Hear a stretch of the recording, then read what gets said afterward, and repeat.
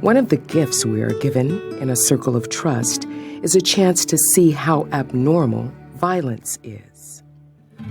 Here, surrounded by ground rules that help us relate to others in life-giving ways, we experience our innate capacity to honor, not violate, the identity and integrity of every human being, including ourselves.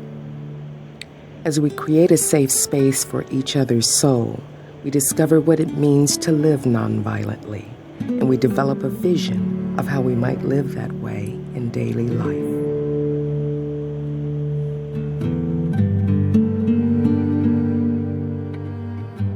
It's not just in relation to war in the world, as important as it is that we take a nonviolent position towards problem solving on a global scale, I believe, but that the workplace, which is the battlefield of many people's lives in the sense that it's where they feel their identity and integrity threatened so often, as that doctor does who said to me a few months ago, I work in a situation where every day they have me right on the edge of violating my Hippocratic oath. Well, that's violence. That's institutional violence.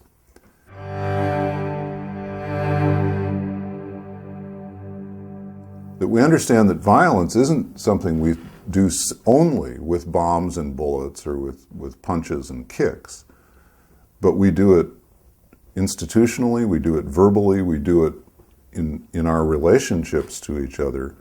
By what? By violating the integrity of the other person's soul. How do you keep from violating the integrity of another person's soul?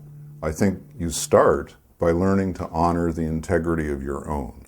You cannot give to another person what you don't give to yourself. It's just impossible. Nonviolence means a commitment to act in every situation in ways that honor the soul. In circles of trust, we begin to see how the principles and practices of the circle can be exported to other parts of our worlds, to the family, the neighborhood, the workplace, and the public arena. Very concretely, with some of our teachers, for example, they report that having learned in circles of trust a nonviolent way of receiving ideas that they disagree with, where normally they would have run at that idea or at the person holding that idea with their own opinion and created a head-on collision, which is our normal model of how we're supposed to engage and change.